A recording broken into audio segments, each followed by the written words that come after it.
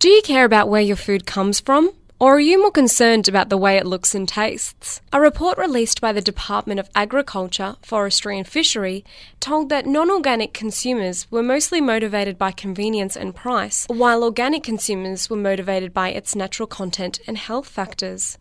Today I spoke with Andre Liu, Chair to the Organic Federation of Australia.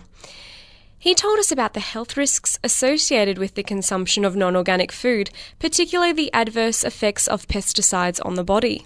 That we are very concerned about, with our regulatory authorities, ignoring a substantial body of peer-reviewed data that shows that the current methodologies for testing pesticides are wrong. And we know now about a type of toxicity that we call endocrine disruption. And this is when very minute quantities in parts per billion or parts per trillion act like hormones in the body. They disrupt the whole hormone or endocrine system. They attach to the what we call the endocrine receptors, and they either think they're getting a hormone or the opposite of a hormone, or blocks the normal hormones working.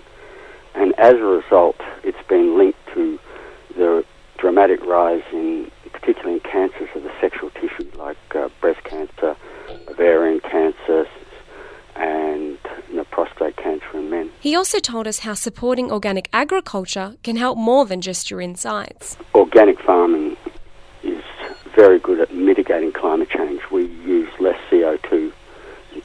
We take more CO2 out of the atmosphere than we use, so we're not just carbon neutral. We improve the situation. The other issue that's come out with the build-up of carbon in the soils is that we're much better with water use efficiency. We capture far more rainfall, and that is stored in the soils for longer. And that is a really important issue that's facing farming at the moment.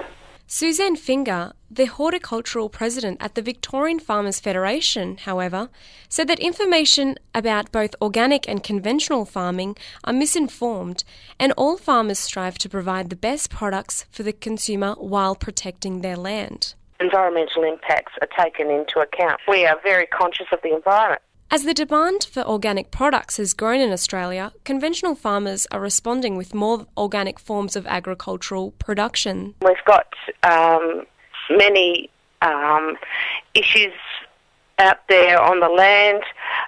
We have adopted some practices where we're actually growing food in more controlled environments to take out the issues with weather, with pests.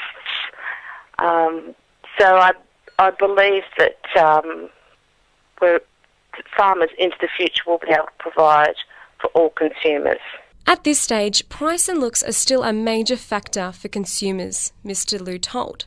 But it is believed that as the demand and volume increases, premiums would inevitably decline and result in cheaper prices of organic food to the consumer. So, what do you think? Are you going to support the movement toward organic food production? Or is price and convenience still the number one priority as you flick through your shopping list? You can catch a more thorough discussion of Australian consumer trends on ABC Radio National's program The Bush Telegraph, panelled with the Department of Agriculture, Fishery and Forestry, along with a range of other experts, next Thursday the 22nd.